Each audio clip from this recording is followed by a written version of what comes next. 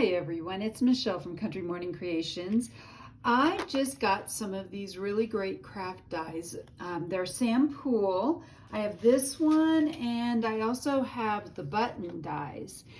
I wanted to play with them, and so I'm going to use these to create the topper, as Yvonne Preston likes to call it, for my journal. So what I'm going to do is actually not build it on my journal, but build it separately and then come back and add it. So the first thing I plan to do, I have some French book pages, and I'm going to, you can see this is just the perfect size. I'm going to grab my Sizzix, and you know that if you don't have a Sizzix, you can still use dies. If you have something, you can put them between and then use a rolling pin. So that makes that kind of easy.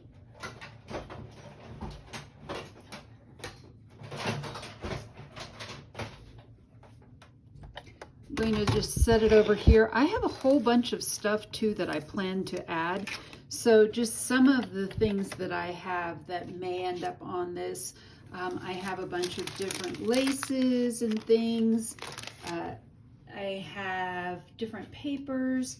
I spent the day doing a bunch of mask making, so I have, these are actually all Sam Pool also, these different stamps that I have. I think I have a few other things as well. So what I'm going to do, I have this, I want to tell you, if you don't have this and you can afford it, please get a magnetic platform. This is a lifesaver when trying to run things through the through your Sizzix. It holds everything in the right place. So I just want to make sure I have this with the right side down, and it looks like I do. So as you can see, that holds it in place. I can shake it and it's not going anywhere. I'm going to put the top cover on, and the directions are actually right on top of it, so if you're not sure what they are.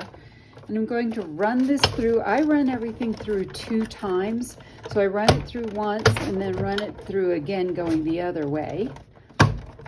And this will be the base for our topper.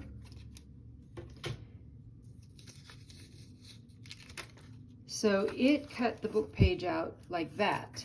And then while I have this out, I want to grab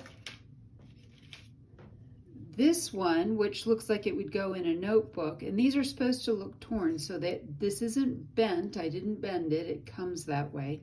And then this one is one of the whole options that can be used.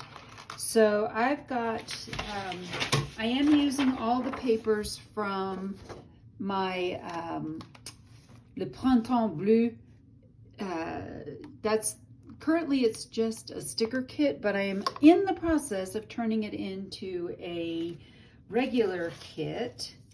And so I'm going to grab a couple of different pieces of paper from that kit, and I just want to make sure I cut out enough.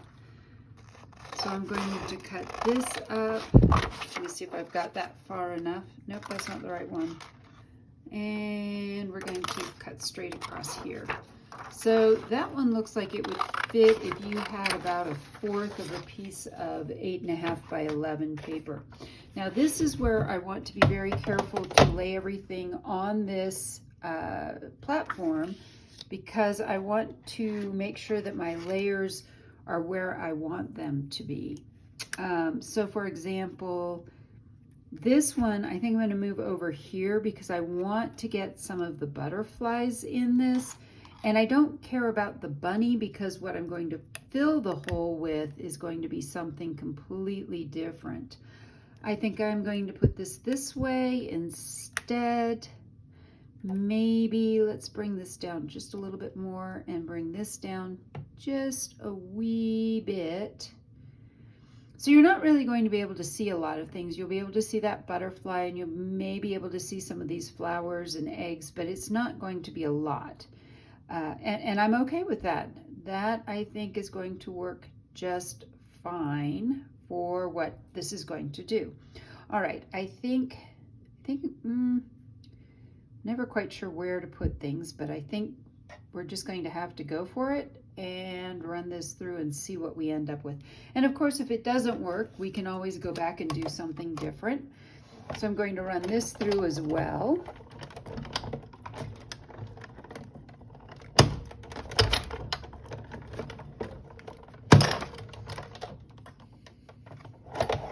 And then while I have this, I might as well, I probably should have just thrown one of the buttons on here to use some of the parts. And maybe I can do a button with those little pieces. Let's try that. So I now have that piece, I have this piece, and then let's do a little experiment with one of the button dies, if I can find, I mean, like, I literally just had them. So I know I showed them to you. Let me see if I can find them now that I've set them aside.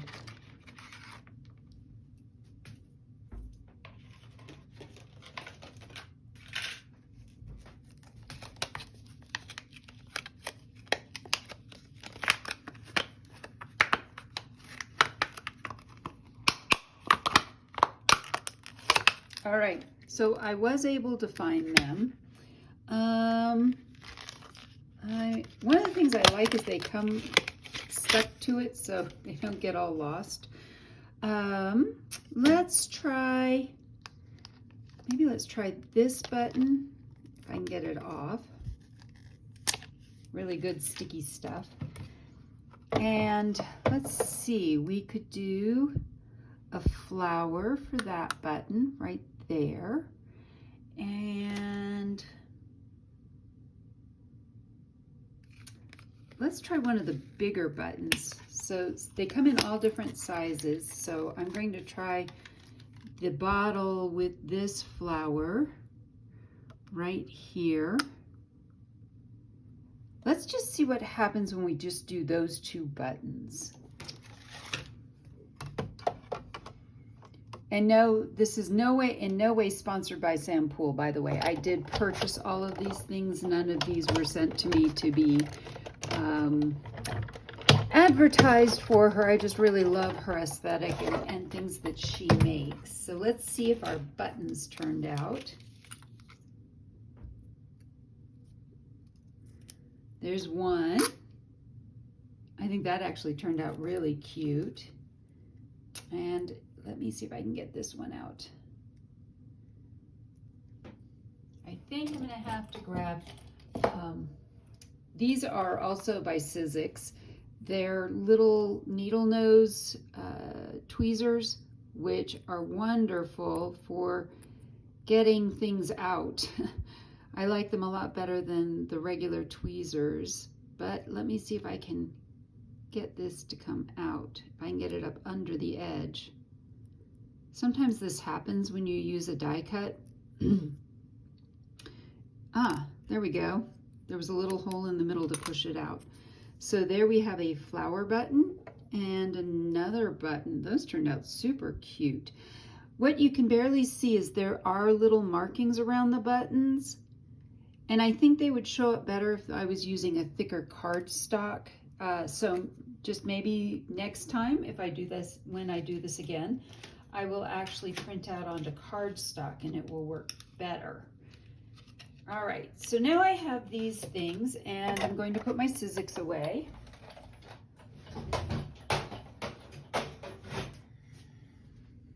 Set a few things aside, which means I will never be able to find them again because they will be forever lost. All right, so we're going to build this up. I'm going to put this on here. And then I have this image, and I think I'm going to have to cut this image at least down on the sides. I may not need to cut them down anywhere else, but let's see. And this image is actually also from another kit I'm working on. I have an old songbook, and these are actually women from the turn of the 19th century who were opera singers. So now we're starting to get a feel for how this is going to go. But I think the first thing I want to do is grunge everything up. I prefer to use distress inks. Distress oxides work great as well. My favorite is Gathered Twigs, just because I feel like Vintage Photo's been overdone. So we're going to just kind of ink this all up. And because, again, I'm thinking this would have maybe been better done on something that was a little bit more stiff. So cardstock might have been, even just a lightweight cardstock would have been a good option. But I had this left over from printing off the pages just to see what they would look like. So, and I'm going to go a little bit down there, and then we're going to do the insides as well. There we go. Now I've got the right idea. When you're working with a really flimsy paper, sometimes it's a challenge to figure out how to hold it, and I don't want to tear it. So go all the way around on this. There we go. And then I need to also do the book page, and this book page feels like it's a little bit heavier. And yes, there are a million different ways to do your edges. I know a lot of people put it down and swirl on it. Some people do this. There's no right or wrong way. Do whatever you like and what you think is going to work best for you. The other thing I liked about this page are these little stars or flowers that are on the bottom. So I wanted to keep those. And so the French paper, if you're wondering, is from Monahan's Papers. I will have that link below, and all the Sam Poole stuff I get from scrapbook.com.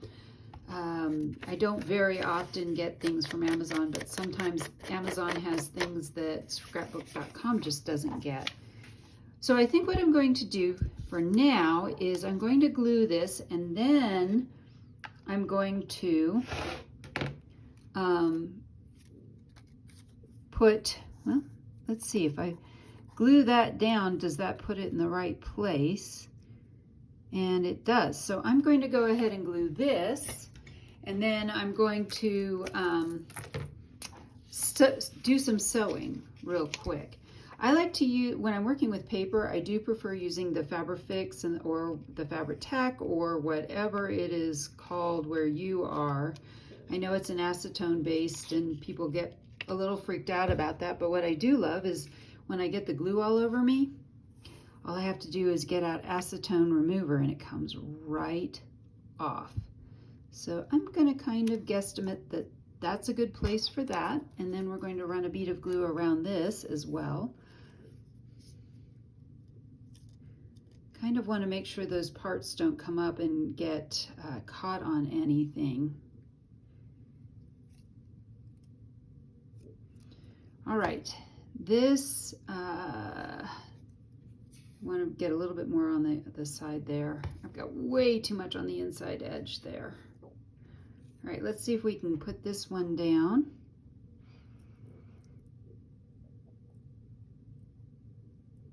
I think that she is just beautiful. And one of the things that I learned way back doing 4-H is that when you're framing things, you actually want to have more space at the bottom than at the top. So I did that on purpose. It's more pleasing to the eye if you do your framing and your matting that way. I actually did a demonstration on that. All right, now I think I'm going to go ahead and add some stitching around the edges of this, and I will be right back. So my machine does some extra decorative stitching, and I love that idea. This is sort of ready. I think I'm going to go ahead and maybe let's start playing around with things. One of the things I would really love to do, I mean, yes, I could just put this on right now and it would be pretty, but I do have some extra things over here. Like I have some of this lace, which is really pretty. So this could, maybe we put this behind this before we put everything down. Let's see, will that fit? Sort of, not really. It would just peek out from behind it. I don't think it would really, well, I don't know. It's kind of pretty because it's got stuff on both sides, And then this edge is really more the edge that is, well, I don't know if I like everything hanging off the edges. So let's take a look at maybe a few other things. I have some pieces of lace like this, and this could be really pretty if I just took a little bit and maybe put it behind a corner like that, but not the whole thing. It's not big enough to do the whole thing, but I think sometimes it's pretty to have little things sticking out. Another thing I have is I do have this, which is really pretty, but I also just have maybe some, this is tulle, and tulle might work well. There isn't much, but it has just a little bit behind it. Let's see what happens if we go this way. I think this is too wide, but if we do this, I don't want to do it on the whole thing. So here's what I'm going to do. I'm going to put a little bit of glue on the back of this, and we're going to lay the tulle down on it, and then we'll trim around it. I have pinking shears that are actually fabric pinking shears, and so I want to use that. I don't want to put a ton of glue on here because there isn't much to this fabric. Tulle doesn't have a whole lot to it, but this way then I can go back and trim it however I want. And I think we're going to make this even and make that even. There we go. All right, yes, now I have glue stuck all over my hands. So I'm going to grab my pinking shears, and I'm going to cut just outside the edge of what I've laid down this way. And let me cut this big chunk off on the bottom, but I don't want to cut my really cool strings at all. So we're going to go back this way, and I may leave this a little bit longer, and then we're going to cut the sides because I want to trim that up as well. Let's go about there. It's really weird to cut this because it's hard to see, so I feel like I'm cutting the Emperor's New Clothes. That got a little wonky. All right, we're going to move the strings over and get this side too. And of course the pinking shears actually make sense with everything since all the other edges are not even as well, or at least I think so. All right, pick up my glue bottle that I just knocked over. I'm going to even up a couple of places that I can see got a little bit off. And so now we have that. I think we are about ready to, this didn't stay flat. Hold on. I've got wrinkles, which wrinkles actually are not a bad thing. But let me get that straightened out. Okay, now let's see how this looks with this. And do we need to trim anything? Nope, that just sticks a little bit beyond both edges. I don't think that's going to be a problem. I'm going to go ahead and glue this down. And then we're going to add more to the top. But I want to go ahead and glue this part down so I can see kind of how it fits with the whole cover, not just that one little section. All right, we're going to put this here, about there, and that leaves me a little bit of room to throw some lace across the bottom. I always love throwing just a wee bit of lace across the bottom. Get rid of all these little extra pieces. Always keep a trash can nearby. Now, some of the things we could do, I have some of this. This could be fun to play with if I threw some other things with it. Here's an idea. I'm going to take just a little bit off the end, like this, and then I'm also going to take some of the, I'm going to take about the same amount of this Sari silk. Just cut that like that. And I'm going to go stitch this up and make it all wrinkly. I think that's going to be really pretty. So I'll be back with that. And again, I'm kind of just winging this. We'll see how any of this goes.